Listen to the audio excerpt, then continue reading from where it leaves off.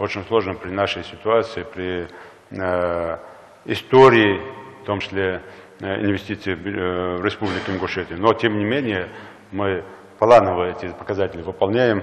И, конечно, это еще раз говорит о стабильности в республике, о том, что мы можем работать, умеем работать с инвесторами. У нас совершенно нормативно-правовая база в этом направлении.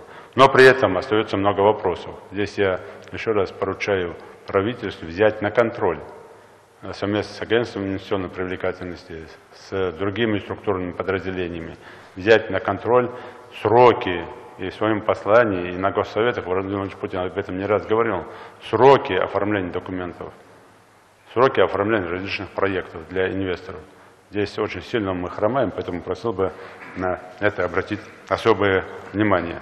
Мы с помощью, в том числе и Министерства по делам Северного Кавказа, реализуем ряд проектов, в том числе и ТЦ-комплекс Южный, и завод по алюминиевых профилей, который мы должны на днях буквально сдавать уже. И здесь тоже надо обратить внимание и взять на особый контроль эти проекты, так как реализация любого проекта, если оно проходит по графику, по плану, то это стимулирует тех руководителей, кто подписывает под эти проекты, еще больше уделять внимание и помогать нашей республике. На это обращаю внимание. Ну и, конечно, вопросы, связанные с деятельностью муниципальных властей. Здесь глава муниципальных образований просил бы особо обратить внимание на имидж своих муниципальных образований, не ждать, пока сверху будет указание. Каждое муниципальное образование имеет свою историю. Город Малгобек – это город воинской славы. Город Сунжо – здесь другая история. Город Жайрах – это сельский поселение Жайрах – своя история. Карабулак – своя история. Поднимите из глубины веков историю своих муниципальных образований, своих городов. Создайте определенные там проекты, в том числе, чтобы эти проекты были и туристической привлекательности, и других сфер направления. Тогда инвестиции и все остальное будет в рамках тех задач, которые мы перед собой ставим. Ну и особо, конечно, это налоговые сборы, это уход от дотации, минимизировать дотации с бюджета республики, так как мы делаем все возможное, чтобы уйти, минимизировать дотации от федерального центра, а вы должны сделать это от местного бюджета. Опять же, вопрос контролеров. Да, мы говорим малое-среднее предпринимательство, здесь и жесткий контроль со стороны прокуратуры, так как есть прописаны законы.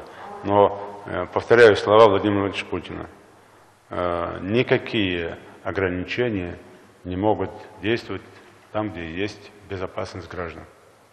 На это обращаю всех внимание. Нельзя шутить с этим делом, тем более любые каникулы, так называемые, надзорные, их можно спокойно обойти, если есть обращение граждан, если есть обращение руководителя. Если у вас на территории построен объект развлекательного или любого характера, там, где индивидуальный предприниматель вложил деньги, и он не использует его по назначению, и там есть нарушения, в том числе требования безопасности, кто дает право любому руководителю не обратиться по этому поводу к прокурору? И какой прокурор в этом деле откажет проверки и наведения там порядка? Конечно, нет. Когда что-то происходит, мы начинаем прикрывать всегда вот такими там препонами. Нет такого закона, который нельзя обойти, а с которым нельзя найти общий язык. Нет такого закона. Просто надо стараться это делать. Сделать так, чтобы безопасность граждан была. Но при этом, конечно, нужно сделать так, чтобы, как сказал Владимир Владимирович Путин, любое появление контролеров на предприятиях стало исключением. То есть надо максимально постараться делать так, чтобы не по хотению, а только для конкретных случаев, чтобы контролеры там появлялись. Чем меньше контролеров, конечно, тем в комфорте работать для предпринимателей. Но и предприниматели должны научиться работать современно, а не ждать, пока контролер придет. Одним из факторов, как мы сказали, улучшения экономики, конечно, это малое и среднее предпринимательство, это инвестиционная привлекательность направления.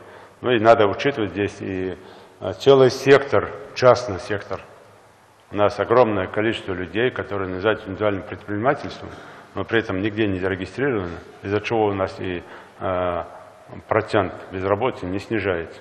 Поэтому здесь надо правительству работать.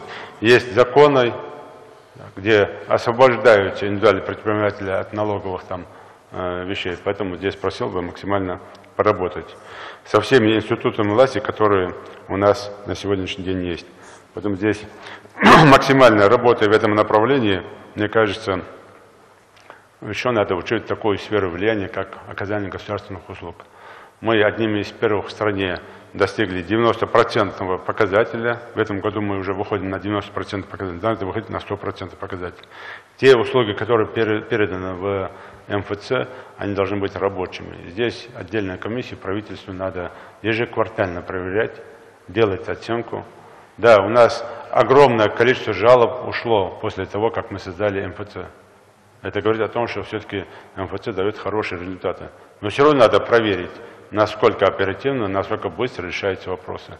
Есть ряд моментов, когда человек, приходя в МФЦ, получая справку по тому или иному ведомству, должен еще идти в министерство того или иного места, и там еще эту справку подтверждать.